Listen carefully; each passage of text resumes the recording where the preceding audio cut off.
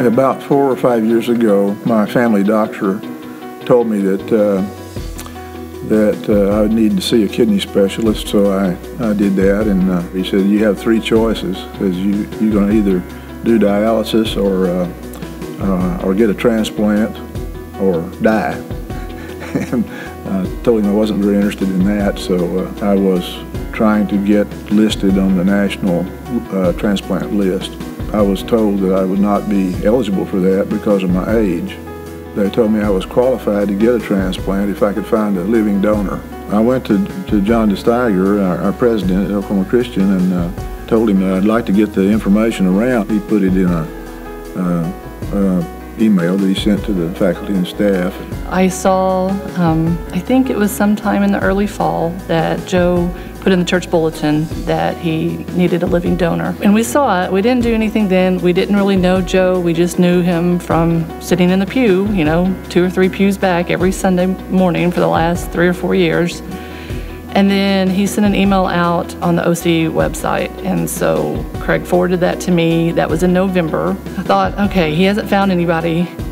Let's do this. Let's see what's involved and let's go from there. And so we did. We talked to him that Sunday at church. It was an easy decision. This man needed help, and I thought if we could do it, then we're going to do it. For us, we just thought, well, I mean, if this is something we can help with, and if we can not eliminate the risk, but at least reduce the risk, if we are pretty certain that the risks are pretty minimal, why shouldn't we? We both applied and filled out the paperwork, and right off the bat they said, well, Craig's not a possible donor. I knew Joe through school, but we didn't have a close relationship, but it's really been a blessing to us because I think we've both kind of got a new family. There were several people that questioned and were like, why? Why would you do this? Is this a family member?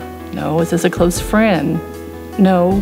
One thing that people said was, what if something happens to your kidney that's left? What happens then? If you need a kidney. And it just wasn't something I was worried about. I knew God was in control of this. I know that God is still in control of my life, and whatever happens, that's His call.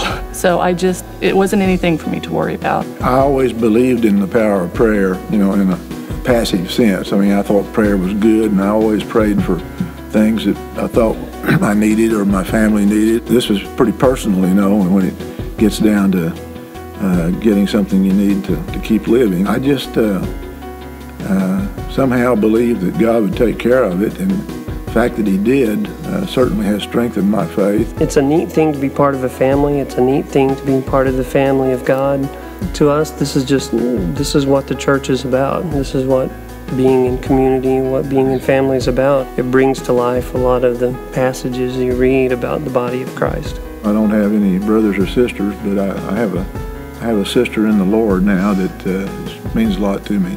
If I hadn't chosen to spend this part of my life at Oklahoma Christian, I might not have been able to find a living donor. I was in the right place at the right time with the right Lord.